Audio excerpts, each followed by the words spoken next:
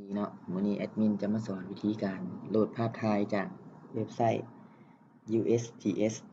เนาะซึ่งว่าเว็บไซต์ USGS นี่เป็นเว็บไซต์ที่มีให้เราโหลดหลายอย่างคือตัวอย่างภาพถ่าย Landsat ภาพถ่ายเล่มภาพถ่ายอย่างต่างๆเนาะเราก็คลิกเข้าไปที่ Cougar เลยเนาะ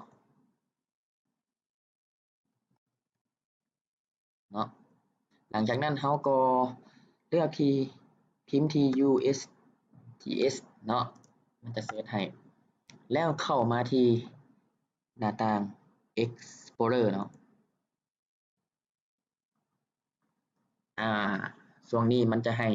ใส่คำว่า Login หรือว่า Register เนาะถ้าผู้ใดยังบ่มีให้ Register เนาะถ้าผู้ใดมีแม่นให้ดาวน์โหลดเลยเนาะแล้วขั้นตอนนี้แอดมินจะสอนวิธีการลงทะเบียนเนาะลงทะเบียนใส่เว็บไซต์ USGS นี้เนาะให้เราเข้าไปที่ Register เนาะ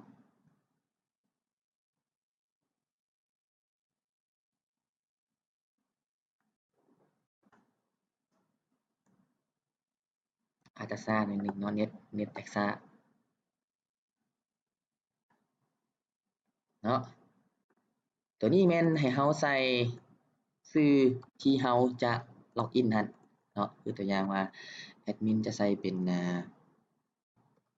ทวีเนาะ999เอาตัวน้อยก็ได้เนาะ999แล้วก็รหัสผ่านเนาะให้เราอย่าลืมเนาะตัวนี้เนาะ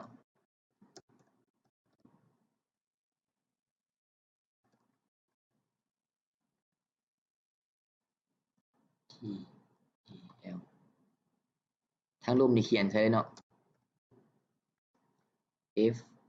FROMISTA เอาตัวหนังสืออยู่ที่มาใส่เนาะแล้วหลังจากนั้นให้เราคลิก continue เนาะช่วงนี้มันจะถามเราเฮ็ดหยังเนาะ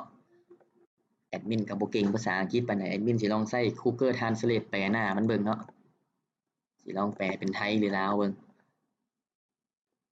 เนาะตัวนี้แม่นสิ่งที่เราต้องการเฮ็ดให้ใส่หยัง1ประชาชนทั่วไปเนาะหรือว่าธุรกิจส่วนตัวบ่ก็แล้วแต่เนาะอื่นๆแอดมินจะใส่อื่นๆเนาะอื่นๆแล้วแม่นเราใส่เพื่อการจัดสรรที่ดินเนาะ Land Management โอเคเนาะเป็นผู้บริการข้อมูลเนาะให้ติ๊กเอาอันนี้ก็เพื่อ management มันจะให้เรากรอกคำถามซื่อๆเนาะบ่มีหยังหลายเนาะตัวนี้แม่นเราจะใช้ร่วมกับการสำรวจระยะไกลบ่หรือว่า remote sensing อะเนาะถ้าเราใช้เราก็คลิกคำว่าเอาเนาะใช้การทำงานแม่นปฏิบัติได้แล้วแต่เราสิใช้เนาะสิลองแสดงหน้าเว็บเดิมเนาะนี่เนาะมันจะให้เรากรอกตัวนี้แม่นแอดมินแปลหน้าเว็บไซต์เพื่อเราจะได้เบิ่งง่ายขึ้นหลังจากนั้นให้เลือกการใช้งานหลักเนาะตัวอย่างว่าเราสิใช้ในเวียกหยังแท้ๆเนาะคือตัวอย่างว่าอ่าการสำรวจทรัพยากรด้านการเกษตรเนาะหรือว่าการเปลี่ยนแปลงให้แล้วแต่เนาะแล้วก็ทรัพยากรการเกษตรสำรวจทางอื่นอิหยังก็แล้วแต่เนาะให้เราติ๊กเอาอันใดอันหนึ่งแล้วหลังจากนั้นแม่นแอปพลิเคชันอื่นๆนี่แม่นให้เราคือตัวอย่างว่าเราสิไปใช้กับโปรแกรมหยังเอาง่ายๆคือตัวอย่างว่าใช้กับQGIS เนาะหรือ GIS เนาะตัวนี้แม่นเลือกจำนวนเงินที่ต้องจ่ายให้แก่ผู้อื่นเราก็เอาประมาณน้อยๆเนาะ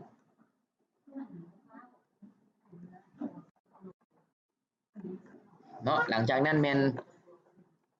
เรามาลอง next ไปเบิ่งเนาะถ้ามันผ่านแล้วเราก็ถือว่าลงทะเบียนได้เนาะ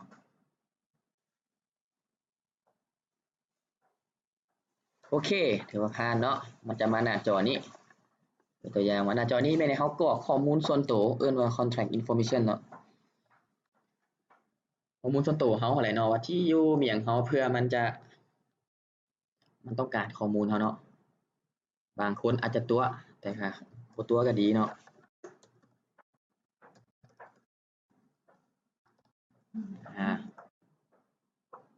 เฮากรอกข้อมูลส่วนตัวเข้าไปเลยบริษัทเนาะ company organization เนาะก็ตัวอย่างบริษัทข้าพเจ้าแม่นDL Landing เนาะที่อยู่เฮาใส่เป็นลาวก็ได้เนาะที่อยู่ที่2แม่นเฮาใส่เป็นเมืองก็ได้เนาะเวียนเทียนเนาะ country มันแขวงเนาะประเทศเนาะเฮาก็เลือกประเทศลาว people diplomatic เนาะเมืองก็ให้ใส่เวียนเทียนคือเก่าเนาะตัวนี้ก็ให้ใส่เป็น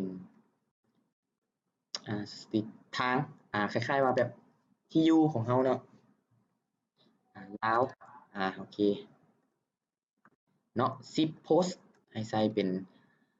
ตู้ปนเอิ้นว่าตู้จดหมายให้เฮากรอกเข้าไปเลย10101หรือว่าแต่ละคนมีตู้ปนหยังต่างๆเพื่อมันจะอันนั้นได้เนาะบัดนี้อีเมลเนาะอีเมลแอดมินจะใส่อยู่อีเมลตัวนี้เนาะอีเมลแต่ละคนนั่นแหละเนาะอีเมล2เทื่อเนาะตัวนี้แม่นอีเมลที่จะกู้อันนี้คืนเนาะตัวอย่างอันนี้มีกรอกเข้าไปเนาะเบอร์โทรศัพท์เนาะแฟกซ์มีถ้าบ่มีแล้วก็บ่ใส่เนาะถือว่าการกรอกข้อมูลนี่ก็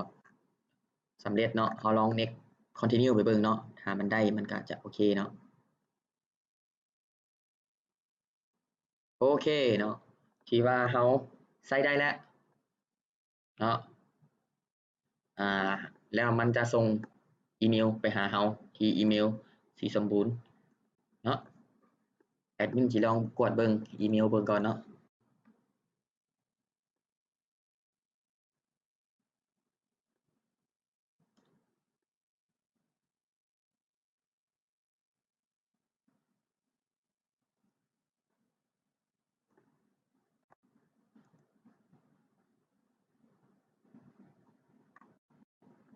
เนาะยังบ่มาเทื่อยังบ่มาเทื่อเฮาก็ตัวนี้ก็ถือว่าสำเร็จเนาะให้เฮากด sub registration เลยเนาะบางทีมันจะส่งอีเมลไปให้เฮาเนาะเดี๋ยวช่วงนี้มันจะส่งอีเมลไปแล้วเนาะเพื่อให้เฮาคอนเฟิร์มอยู่ในอีเมลหั่นเนาะ registration complete เนาะนี่เนาะจะมาแล้วเนาะ USGS เช็กอีเมลเบิ่งตัวนี้เป็นชื่อของเฮาเนาะที่จะเอาไปใช้แล้วก็รหัสผ่านของเฮาเฮาจะคอนเฟิร์มเนาะคลิกใส่คอนเฟิร์ม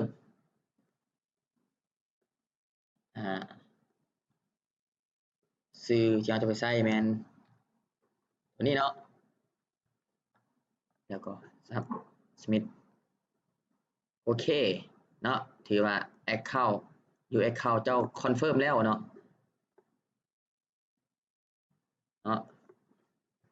วิธีการสมัครเว็บไซต์ USGS ก็มีเพียงเท่านี้เนาะในวิดีโอต่อหน้าแอดมินจะสอนวิธีการโหลดหรือว่าการ